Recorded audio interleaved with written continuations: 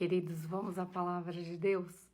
Hoje, Evangelho do Senhor Jesus segundo Mateus, capítulo 27, a partir do verso 1. A palavra de Deus diz assim: Ao romper do dia, todos os principais sacerdotes e os anciãos do povo entraram em conselho contra Jesus, para o matarem. E amarrando-o, levaram-no e o entregaram ao governador Pilatos. Então Judas, que o traiu, vendo que Jesus havia sido condenado, tocado de remorso, devolveu as 30 moedas de prata aos principais sacerdotes e aos anciãos, dizendo: pequei traindo sangue inocente. Eles, porém, responderam: que nos importa? Isso é com você. Então Judas, atirando as moedas de prata para dentro do templo, retirou-se e se enforcou. Até aqui a palavra de Deus. Veja, muitas pessoas contestam a escolha de Jesus. Por que ele chamou Judas sabendo quem era Judas? Mas Judas esteve ali, acompanhou Cristo, abandonou tudo para segui-lo. Será que ele não foi usado por Deus? Será que ele não curou doentes, não abençoou as pessoas? Sim. Mas havia uma fragilidade em Judas. E qual era? Ele não era capaz de assumir os seus próprios erros. Judas perdeu a chance de estar com Cristo eternamente. Judas perdeu a chance de ser conhecido como uma das colunas de Jesus. Eu fico pensando que Paulo, não é, que lutou tanto para ser reconhecido como apóstolo de Cristo, discípulo de Cristo, mereceu esse título por uma pequena diferença. Paulo perseguia judeus. Paulo, aos olhos cristãos, não era um homem bom. Eles temiam Paulo. Mas quando Paulo ouve a voz de Jesus, imediatamente ele cai com o rosto em terra.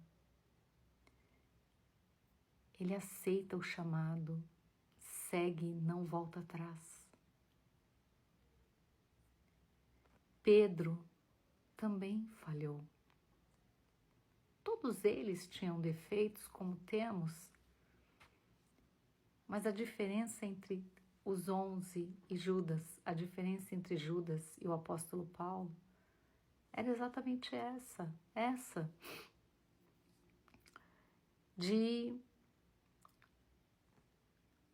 não ter a coragem de assumir o seu erro. Aqui, nesta passagem, Judas poderia ter agido diferente, porque ele teve condição de avaliar que Jesus era inocente, que ele havia traído Jesus e que o sangue que iria ser derramado era o sangue de um inocente.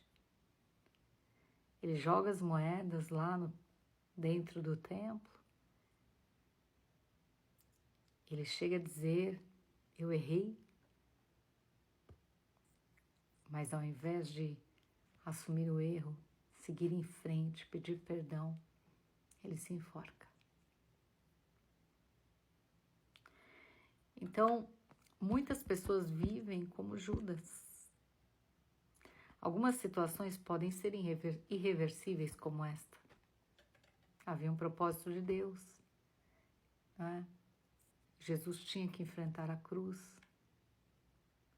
Talvez este aqui fosse o teste para Judas mudar definitivamente a sua história. Porque eu acredito que ele não agiu assim só nesta situação. Ele devia fazer isso de forma recorrente. Então, algumas situações podem até ser irreversíveis como esta. Mas,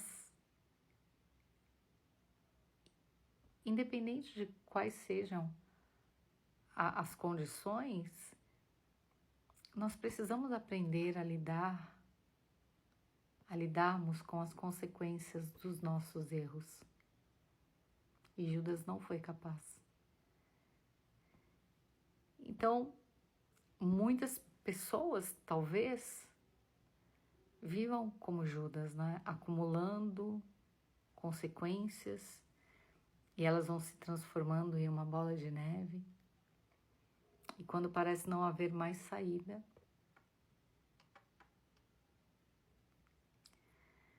era muito mais fácil, creio eu, para Judas tomar essa decisão do que assumir que errou. Diferente de Pedro, que chora amargamente. Diferente de Paulo, que eu acabei de citar, como eu acabei de citar, que reconhece que tinha uma boa intenção, mas que estava fazendo a coisa errada. Há sempre uma pressão sobre quem erra, não é? E a palavra de Deus diz que Jesus não veio para condenar o homem, mas para salvar o homem. Mais uma vez eu vou dizer, eu imagino que esta talvez tenha sido a chance de Judas. Mas nós temos o livre-arbítrio, nós temos o poder de decisão. Se você vem cometendo erros, não tem coragem de assumi-los, porque quem é que quer dar a cara a tapa? Quem é que quer dizer, eu errei, eu tomei uma decisão, achei que era certa, mas eu errei? Quem é que quer? Quem gosta de fazer isso? Ninguém. A gente tem que passar por cima de nós mesmos, do nosso orgulho, da nossa arrogância, para assumirmos o nosso erro. Então, quando nós fazemos isso, nós temos uma possibilidade dada por Deus, acredito, de aprendermos algo. Como aconteceu com Paulo, como aconteceu com Pedro, como aconteceu com Mateus. Mas Judas não se deu essa oportunidade. Hoje, eu não vejo mais o Judas como alguém que poderia ter sido uma escolha errada de Jesus. Não. Eu vejo Judas como alguém que não conseguia assumir seus erros e que Deus estava dando a ele uma chance. Mas ele preferiu continuar com a mesma vida.